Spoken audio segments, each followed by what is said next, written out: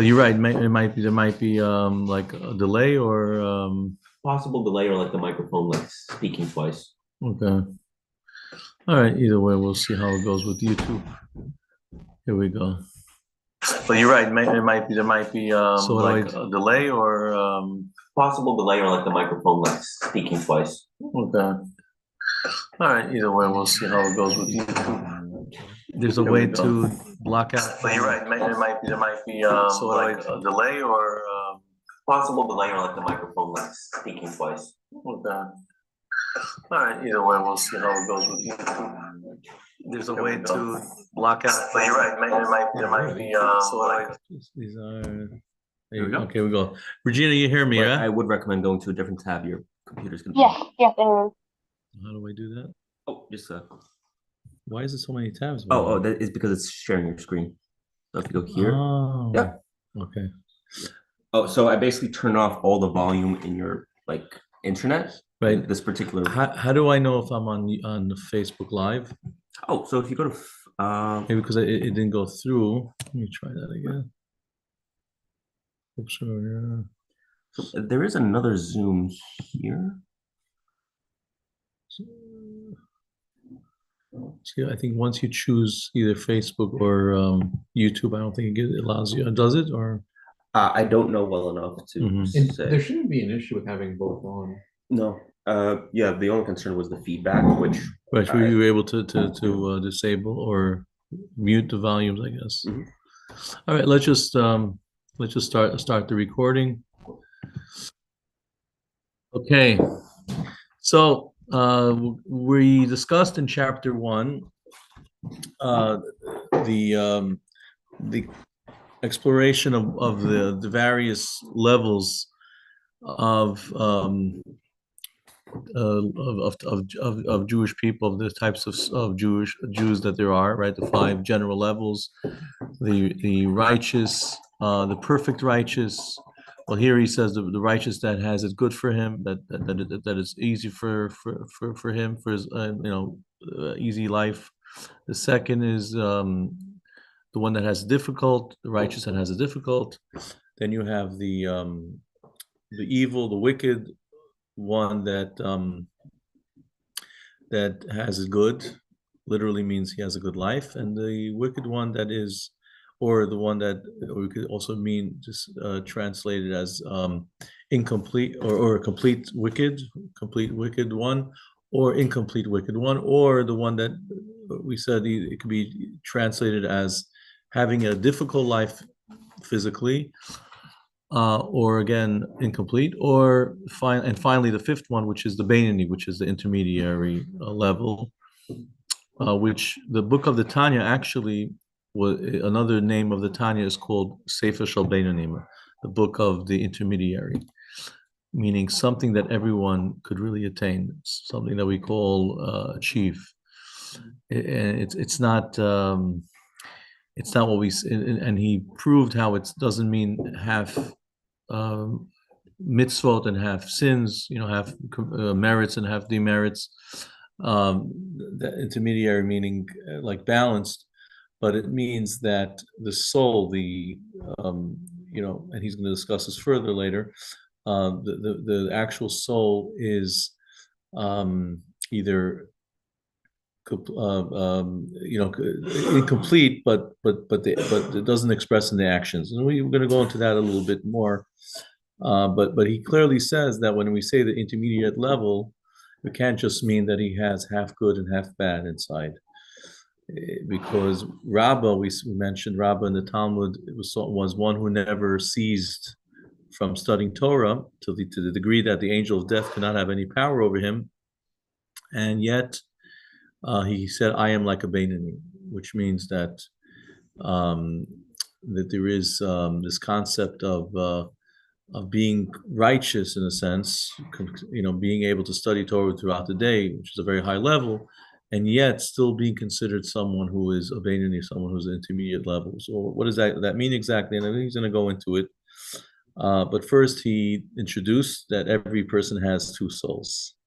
Right? There's the animal soul, the soul that is from what we call klipat noga, which is the shell or the sitra achra, the other side. And why is that name given for the animal soul, the other side, or the shell, the husk? Because just like the shell or the peel of a fruit is there to protect the fruit, but it's not essential in terms of the actual fruit. I mean, it's important to have a protection for the fruit so that we could be able to enjoy the fruit, right? Like the peel of a banana or an orange, in order to protect the fruit, so you have the outer layer. That's the level, what we call klipat noga, the other side, which could be used for good or for bad. And ultimately it represents the idea of not focusing on excess, on things that are not necessary in life. So that he gave the 4 types of elements. You recall the fire, wind, water, and earth, that the soul stems from. We have these four elements that the soul is comprised of, and each one could be used for positive or negative. In this case of the animal soul, it has a tendency to be used for something negative. It's this timer just so anyway, this is Dover. I don't know if you met last week. Dover, say hi. It's okay. See, this is let's see, Dover. Yeah, you remember Steve and Sean from the shul? Very nice. Great to see you. So, we have to. My daughter's coming in, so we have to go pick her up from the airport. So we're gonna be right after the class. She had a little vacation, so she went away to Panama. I don't know if you ever heard of some beautiful Jewish community there. So it's a nice place to visit. And whenever you're looking Latin America, in Central America, right? It's like in the right where the canal is. So it's a beautiful city. A lot of kosher restaurants, and not that expensive either. It's pretty, reasonably priced, and just weather's great now. I don't think it's ever really bad over there. That's true. Right? It's I think 80-degree weather now. It's compared to. Is it safe for shoes? Yeah. I mean, relatively, the community is. I mean, I imagine there are dangerous areas, but most Jewish communities have been very safe. No, but I feel like any part Central America is not the safest place. I mean, depends how central. Right, depends where, and like Costa Rica, that's central. That's Caribbean. Maybe Brazil. No, Brazil. Is that central? Brazil is South America. Right, Costa Rica is not central. I think Costa Rica. No, Costa Rica is technically an island. Is an island, no? Yeah. No, I'm thinking about Colombia. Wait. Colombia's in the northern part of South America. Yeah, well, but it's in the region of South America. No, that's South America. Right.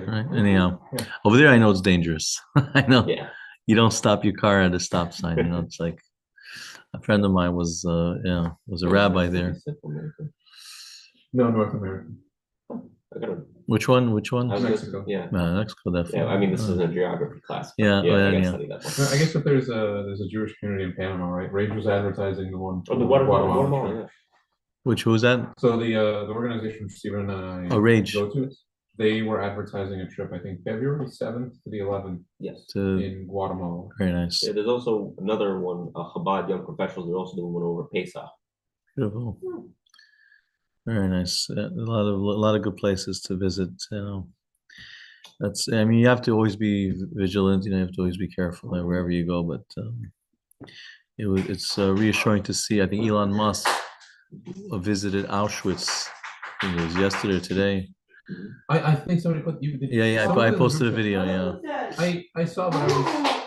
Even if he goes, it seems a little bit. I don't think it's forced. Is that even if he goes, right? What does that do for me? I'd rather, the more the Jews go, I'm happy about, I don't want to say happy, but I'm appreciative of that. If Elon Musk goes, It doesn't really add much. Elon Musk. But people do Elon follow Musk went to go visit Auschwitz. When? this Couple week. weeks ago. Yeah, Really? yeah. No. No, there's literally a trip, and like people are currently. No, they have no, the they March got of the back. Living. The March of the Living is Yeah. a yearly annual thing. They Holocaust survivors, the few that are left, and students, Jewish students from across the world. They have called the March of the Living. I'm not sure if that was something separate. He went with Ben Shapiro. You know Ben Shapiro. Yeah. So he look any because he did say things that maybe, or he agreed with statements that seemed to be a little bit anti-Semitic, especially such a time. I think any celebrity or popular person that speaks out against anti-Semitism is very important. I think it's critical. Also, I'm pretty sure the rape trip got back this week. I was talking to. Yeah, they actually met a survivor. Oh, so they also went to the March of the Living. I believe. I don't know if they went to the march itself, but I know that they did a trip, Poland, Prague. They did, I think, 5 days in Poland, seeing the concentration camps, and then 2 days in Czech Republic. I think that's Czechia, isn't it? Czechia. Actually, the Czech Republic technically doesn't exist. Something with Czech. Right. They didn't go to Israel after. I think that they're holding off on Israel trips until the war is over. Oh, right. But there are scheduled in the summer. Mm-hmm. Yeah. Well, let's hope it's safe there. Anyhow, I mean, my son just got back. Actually, he went on the Mayonot on Birthright. Oh, he did? Yeah. How did he like that? How did he like them? Because that's the sponsor I'm signed up with right now. It's a pretty good trip. I mean, it's really intense and really scheduled well. They make sure that you get out of the jet lag. Like they keep you up that night, that day. Even though, what is it? You're tired. You really didn't. You slept on the plane maybe a little bit, but they get you into a schedule that you fit Israeli time rather quickly, and they did the Jerusalem, they do Masada, Tel Aviv, north, they went to Tzfat. They did quite a lot, and he really enjoyed it, and a good group of people.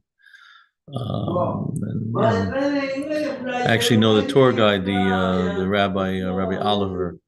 He's originally from Australia, so when I was studying there, he was a little younger, but good guy. Was it mostly religious crowd from Iona? No, actually mixed. I mean, you have those who are not really affiliated. But there are specific ones that you could go to where it is mainly observant people. There's also one where it's like single gender or more like active one, like canoeing or rafting. I think one of them it's like primarily a nature trip, right? I think I don't remember. Anyhow, yeah, we are way off topic. Yeah, so let's get back to this. So we discussed the idea that the animal soul stems from the 4 elements: the fire, water, wind, and earth, which each one could be expressed in a negative way. So we said that fire could be the source of anger, right? As fire elevate, it has that nature of being going upwards, of being elevated, and so on. The idea of getting angry, the blood, sort of boiling and going, high blood pressure. Not a good thing for high blood pressure. Then you have also haughtiness, arrogance. Also comes from could stem from fire as a negative character trait. Then we have the character trait of water, which is the opposite. It's calm and cool, but it could also represent the idea of being too chill, too relaxed, and too permissive in physical pleasures, because water is the source of all life and pleasures in the world. So that could represent also the idea of indulging, excessively in pleasures of the world. Then we have wind, is the idea of folly, because it sort of has no self-direction. It goes, it blows, whichever direction it is given, and doesn't really have a strong sense of stability. The idea of being, joking all the time, and not taking life serious, and just being sort of Lacking substance. like not being able to be focused. Um, and then we said the fourth one was earth, which represents the heaviness, which could be laziness, or depression, sadness, which are not good character traits. Right? That's something that the Torah, there is a concept of being bitter in the Torah. Sometimes there are moments where we do self-reflect, and we come to think about self-accounting, and how to become better. So there is a time where we do have to sort of come into a mode of merirut in Hebrew, which means really like either bitterness or constructive seriousness, a certain type of seriousness that really is aimed to become better, not to turn over to the other side in bed, but really to think of ways of how to become a better person. It's interesting. I was talking to my son, and he was telling me how he does this meditation where he, in the morning and the evening, where he verbalizes his gratitude about all the things he has in life. Parents,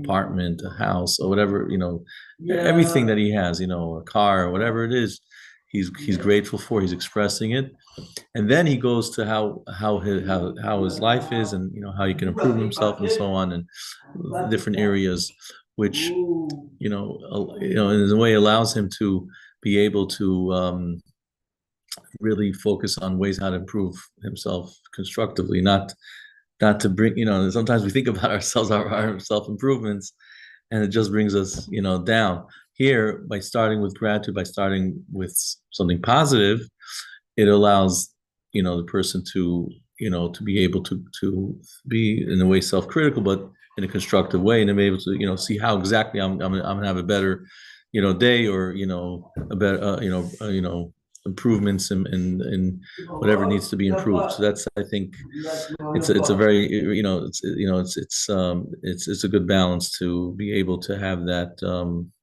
ability to, to have that self-accounting. I mean, there are many great people who Thursday night, they say there's different Yom Kippurs of the year. There's the Yom Kippur we know annually, every once a year, and 10 days after Rosh Hashanah. That's the day of ultimate judgment, where God seals us for the year. And then there's the Yom Kippur, it's on a monthly basis, which is on the eve of Rosh Chodesh, right before the beginning of the new month. We have a monthly Yom Kippur, and then we have a Yom Kippur of the week, which is Thursday evening, right before Shabbat, right? Because that's sort of like the culmination of which, towards the end of the week. It's sort of the last night of the week before Shabbat, coming in Friday night. So we have like that one night a week where we could reflect on the week and see how it went, and how we could, hopefully improve for the following week, and so on. Some had to have a tradition to stay up and study that the night of, they call it Leil Shishi, the night of going into Friday night, going into Friday rather, night of Friday, meaning Thursday night going into Friday. People have like these Farbrengens or gatherings, and they, try to see how they could, become better. And then every day we have the Yom Kippur, which is at the nighttime, right? The night right before we go to sleep, right? When we retire, so that we have that moment of reflection. We say the Shema, right? The prayer that we say twice a day, in the morning and night.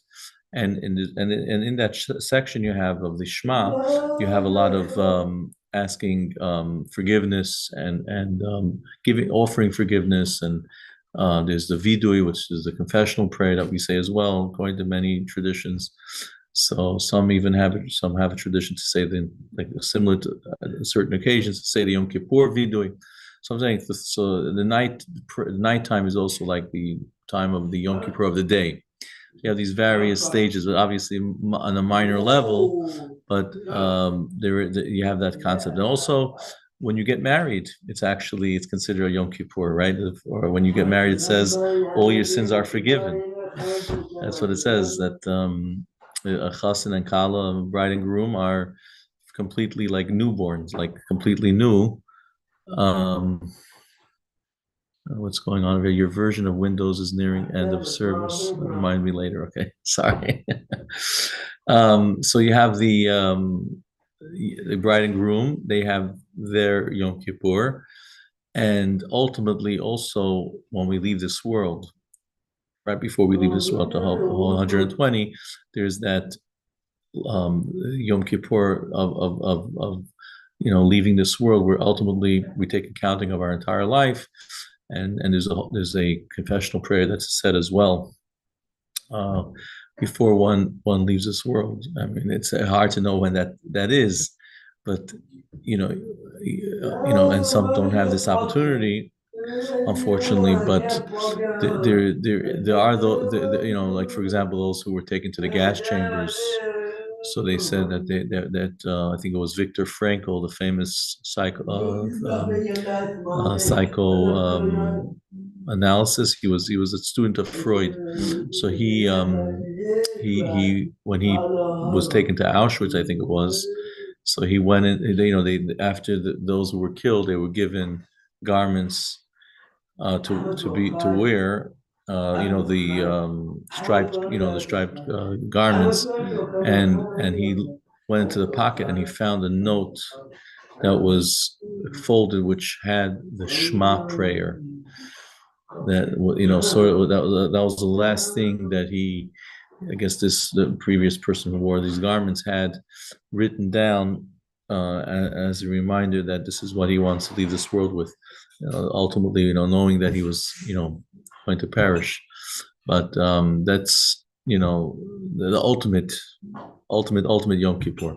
But anyhow, so there is a time for self-reflection and constructive criticism, and but in a way that it's not going to make us depressed or sad or melancholy, but looking forward to how we can improve ourselves.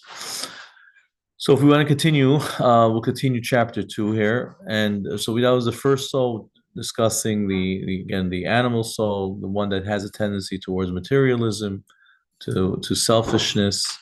And now we go into the second soul. So if one of you guys want to read? Sure. The second soul of a Jew is truly a part of God above, as it is written, and he breathed into his nostrils the breath of life. And thou didst breathe the soul into me. That's the verse, right?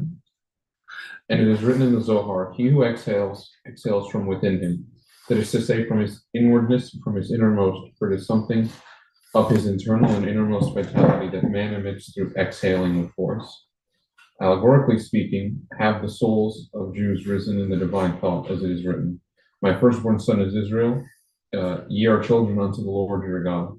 That is to say, just as a child is derived from his father's brain, so, to use an anthropomorphism, the soul of each Israelite is derived from God's thought and wisdom. For he is wise, but not through a knowable wisdom, because he and his wisdom are one. Right. And by the way, speech is in a way easier than breathing. If you have to breathe a deep breath, you could do so many times. Speaking your words is sort of something that you could continuously do for a longer period of time. Here, God says breathe. Didn't say that he just spoke, as opposed to how he created the rest of creation. He used words, right? By the way, I'm sure you heard this, the abracadabra.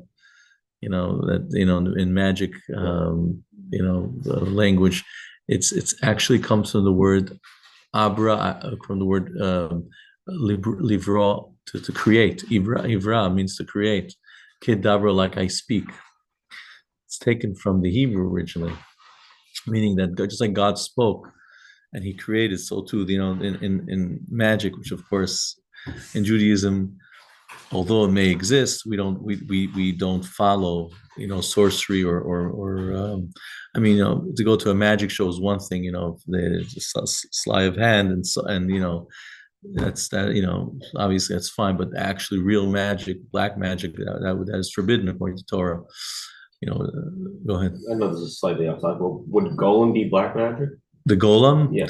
So the golem, very, very interesting, was actually more Kabbalistic, based on the Sefer Yetzirah, which is a Kabbalistic work. The Maharal, the famous Rabbi Lowy from Prague. So he actually used those sources in order to create the golem, at least according to legend. I mean, they say that it's pretty much proven in different ways. They found, I think, the clay that was left in the attic of it was the Nazis that found it, and they were so shocked by they didn't even touch that shul. Right. So I heard that either they put a bayonet in there and the guy froze or something happened, where it was just they were taken aback by this whole, whatever was left from the golem. But obviously, we're talking about something that's more mystical. It wasn't, the idea of black magic is more in believing in that the magic itself has power, that there's a certain power to either the evil side, right, which is, black represents the evil side, of the dark side, like in Star Wars, and there's the belief in the evil side, in Satan, like the belief in those who worship. I mean, there's actually a movement called Wicked. Was it Wiccan? Wiccan. Right. I mean, they actually believe in being witches or sorcery, using sorcery. That obviously is forbidden, because that is a belief that you're giving a credence to the actual pagan power that exists, which it could be, but we don't acknowledge that. We don't give any allegiance to that. Different, and that's why I think there's a big difference in general between Christianity and Judaism, in that we believe that Satan exists, but we don't believe that Satan has its own power. We don't believe that God, sort of gave Satan free reign, so to speak. Why do bad things happen to good people? Why was there Hitler? Why was there Stalin, and so many millions of innocent people died? That is something that we don't understand, and is something that is only divinely understood. I mean, we realize that our logic, reaches a certain limit, but at the same time, we don't say that, if that Satan has, has absolute power, and therefore, God forbid, to worship or to believe in that power and utilize and use that power for things that are, for whatever benefit one may get, speaking to the dead, going to the cemeteries and all that. The Talmud does discuss the concept of demons and spirits and so on, but not that we want to use it, and we don't sort of think of it as its own power. I have a question before we go on, because you just brought up Wiccan.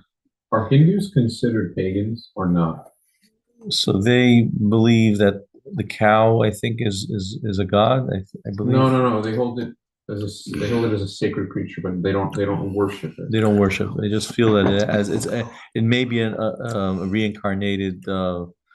An incarnation of a person or something. That's why we have to allow it. Part of it. Is it? I don't know what the exact beliefs are. I just know that it's not a god. No, for the specific part of the cow, the cow provides a lot of things like the milk, the helping the farm. So they consider it like Critical. not symbolic of a deity, Ceremonial? not ceremonial. Like it is Ritual? like uh, what's it? It's Oh, funny because when the Jews were in Egypt, and we read about this past Shabbat, they took the sheep and they tied it to the bed 4 days before they left Egypt.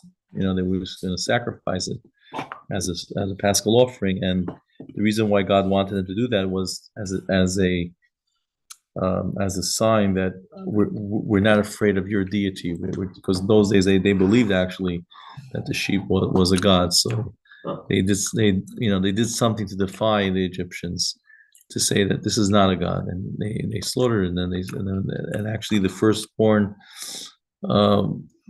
heard that they're going to die if they're not going to be allowed out. The Jews are not going to be allowed out of Egypt. That's when they rebelled against Pharaoh, and there was a whole rebellion going on right before before they left Egypt. I'm sorry, you were going to say something. So about the Hindu. Yeah, for Hindu, I was going to compare it to northern mythology. It's like Zeus and like big eagles. Like when you see an eagle, it's like, oh, it's a symbol of a particular deity. Right. Also, in terms of the reincarnation, that's why a lot of Hindus are vegetarian, so they don't eat a life that could have been someone else. Right. But yeah, I don't. So is it considered pagan? Do they believe in a ultimate power? Do they believe in the Almighty and in God? I know Buddhas don't necessarily believe in God, right? They just believe. They believe it is some kind of enlightenment. Right? They don't have a belief in any sort of the actual Buddha that they believe he was just a person who would hold great knowledge. Some of them consider him to be like a god or holy, but the traditional belief of Buddhism is that he was simply a man who preached powerful philosophy, but that he himself was not. There was no divination around him. He was just a wise man. Right. So maybe in that regard, but in Judaism, we don't only not believe in idols or in other gods, but also there's a concept of shituf. Shituf means that we don't believe in partnerships. That's another reason why Jews don't believe in Christianity, because there's no such thing as a partnership. Like the Trinity is the idea of God, the Holy Spirit, the Son, and the Holy Spirit. That there's sort of a certain power given to But we are partnered with Hashem, like that's the part. So of course, and that's where it gets very philosophical. A very good question. Was it God? It says when He created the world, He created it imperfect for us to perfect the world, right? Asher bara Elokim, that God created the world la'asot, for us to do, meaning for us to complete. So there is there's a state of incompleteness, and we have to do our job, but and it's like a partnership. You're right, but it's not. It's partnering with our abilities, not with godly abilities. We're not we're not partners in God, and able to create a world, to create a universe, or to that's we believe that there's only one true power, and that true power could manifest itself through us, through our work, through our efforts, and through everything that exists. But that's what we say, Hashem Echad. Hashem Echad doesn't only mean that God is only one God, but that the only real existence is God. The only one existence. They say the atom, right? The atom, is sort of representative of that concept where everything is made up of the same, the same atom, just in different formations, which represents that idea of Hashem Echad, that God is one with the world, with the universe. That everything has the same molecular makeup, in a sense, down to the to the atom, to the atomic on to the atomic level, that we're all really one and the same. I mean, there's a joke like we shared 97% of our DNA with a banana. Right. What does that mean? That's amazing. Or the chimpanzee, I think if it's what 99% or Oh yeah. I didn't think a banana was high, but I think it's 97. Maybe. The chimp is 96. Really? Right. Yeah. So maybe 90% or Accept the joke. Right. That's what they say. Yeah. So I anyhow, guess so. so we'll just continue a little bit more here. So basically, he's saying that breathing is the idea where it's from the, from the most inner part of God, so to speak. So when God blew into Adam's nostrils a breath of life, that was that soul, that part of God that God was breathing into him, which again represents that innermost part of God that was breathed into Adam, and for that matter, every soul. Actually, the word neshama in Hebrew means a breath. Neshima, called neshama v'shama.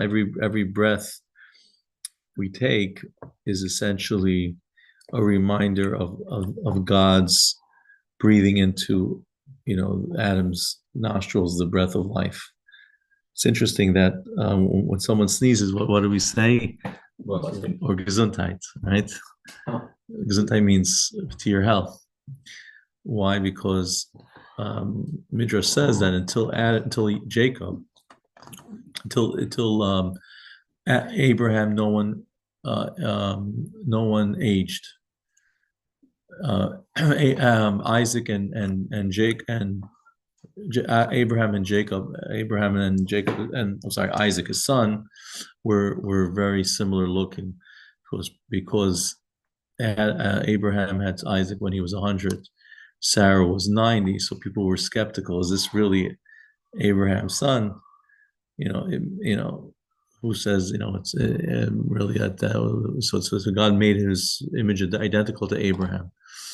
So but at a certain point he wanted to look different, so he prayed that he should look older, so that he was the first to have that aged look.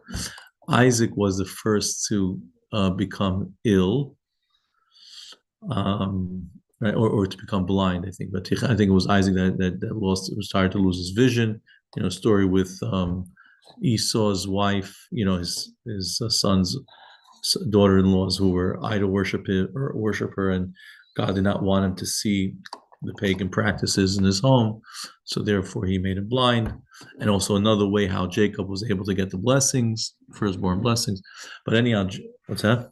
No, just the fur, and when right Rebecca says, or he says, are you Esau? And Isaac says, I am your son. And I am. He can get away with that. Right. He made a white lie. He said, I am.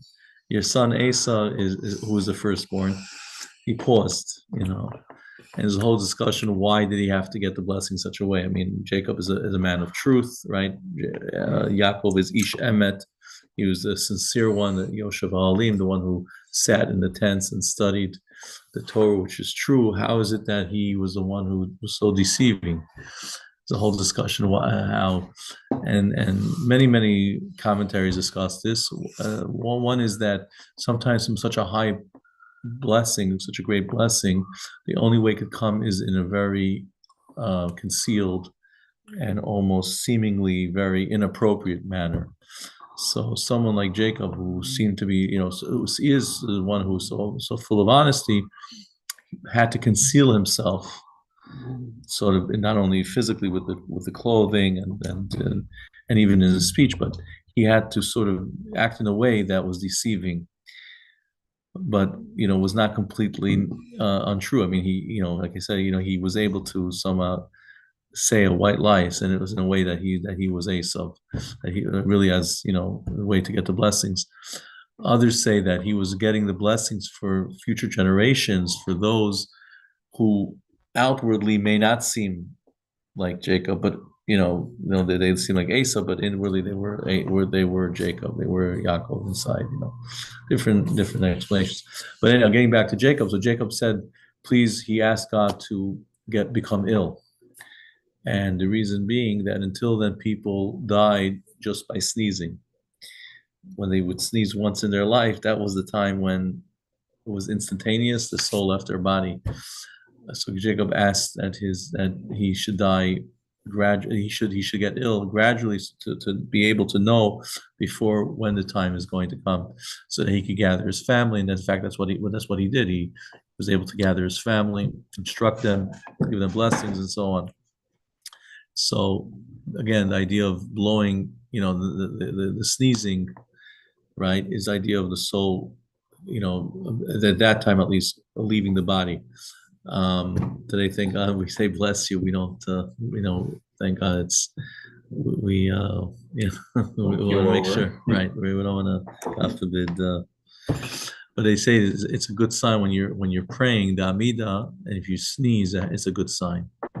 That's what they say. One of the okay. So you want to so we'll continue a little bit more, and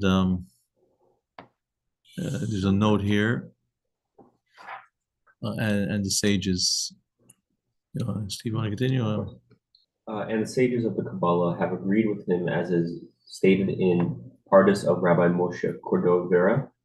Also, according to the Kabbalah of the art, Rabbi Isaac Luria, this is substantiated in the mystic principle of the clothing of the light of the Ein Sof plus Bihi through numerous contractions within the vessels of Chabad, of the world of Atzilut, emanation, but no higher than that. For as is explained elsewhere, the Ein Sof plus Bihi is infinitely exalted over and transcends the essence and level of Chabad, which in relation to him are regarded as of material action, as is written, "Thou hast made them all with wisdom." Right. So in other words, the soul itself, he's bringing out how it is that essence of God. We say that every person or every Jew has that godly soul, that is a chelik elokah in Hebrew, mimal. It's literally a piece of God, no matter what the person is. We say it actually in the morning prayers. When we wake up, we say this prayer, Elokai neshama, the soul that you gave me, tahor, it's pure. And then we have the different emanations, how the soul comes from the higher level to the lower level to this world. Barata, Yitzarta, we know the generals, there's 4 worlds in Kabbalah that the Zohar speaks about. Atzilut, which is the highest world. Bria, Atzilut is the world of emanation. Bria is the world of creation. Yetzira, we're going to leave soon, okay? Dober.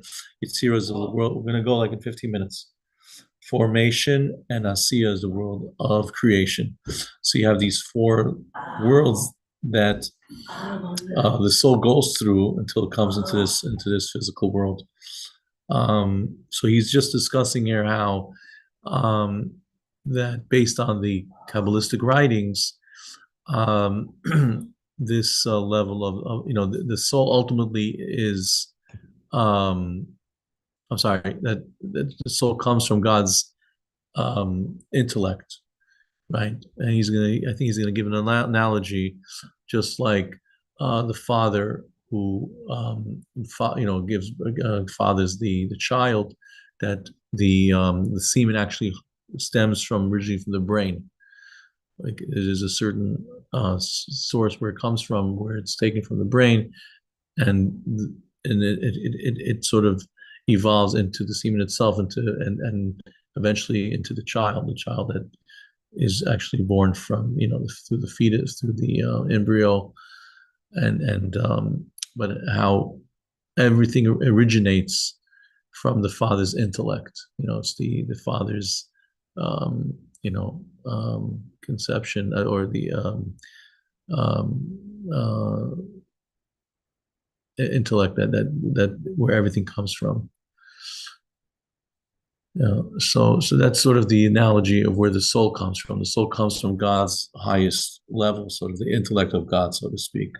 What is God's intellect? That is beyond. And Maimonides says here that is something that is really beyond for us to really understand, because he and his wisdom and he and his and the understanding is one, meaning that God's intellect is obviously much far removed from us to really relate to, but at least our intellect we could relate to. So just like the intellect for us is the highest level of the human being, so too the soul comes from that very very high level of godliness, of God's sort of essence. So okay, I don't know if this we want to read. We could do a little further. That he is okay. So he continues what Maimonides writes, that he is the knowledge and knower, and this is not within the power of any man to comprehend clearly, as it is written, "Canst thou by searching find God?" And it is also written, "For my thoughts are not your thoughts." Right. Oh, I think the paragraph is. And though on the next page. Sorry. And though there are myriads of different gradations of souls, neshamot, rank upon rank ad infinitum, as with the superiority of the souls of the patriarchs and of Moses, our teacher, above the souls, thank you, of our own generations who live in the period preceding the coming of the Messiah, which are as the very souls of the feet compared with the brain and the head. Right, souls here with S-O-L-E-S, right? That is with lowest, right? Compared to the souls that are greater in stature, like the patriarchs, Moses and great leaders, we are, compared to the lowest, the souls of the feet. So in every generation there are the leaders of the Jews whose souls are in the category of head and brain in comparison with those of the masses and the ignorant. Likewise, are there distinctions between nefashot and nefashot? Is that pronounced the same way? Right. So there's the neshama, there's nefashot, which again represents different dimensions of the soul. So again, there's 5 dimensions of the soul. There's nefesh, ruach, neshama, chaya, and yechida. Mm-hmm. So each one, starting with the lowest nefesh, is the lowest of the 5. That we say is always close to the body, even after it leaves the body, even after a person passes on. When we go to the grave, that dimension of the soul is near the body, near the grave. That's why we go, but except for Shabbos, on Sabbath and holidays, we believe that even that dimension elevates to heaven, goes to heaven. So we don't visit the cemetery on the Sabbath and holidays for that reason. But generally, that lowest level is now. This is obviously the soul spiritual, so it's hard to say, geographically where it is. But generally, that's the concept, that the dimension of the nefesh part of the soul is near the body, and the other 4 are more elevated. Now, when we're alive, they're all in us. They're in the body. They're within us. So he's saying here that there are different types of souls. There are different types of nefesh, or different types of ruach, other levels. But ultimately, they all stem from God's intellect. They all stem from God Himself, and therefore, in that way, we're all the same. He's going to discuss this also later in chapter 32. 32, by the way, is Lev, the heart. So over there, he discusses how we are all one. That essentially, we can never be judgmental of others. We can never be divisive,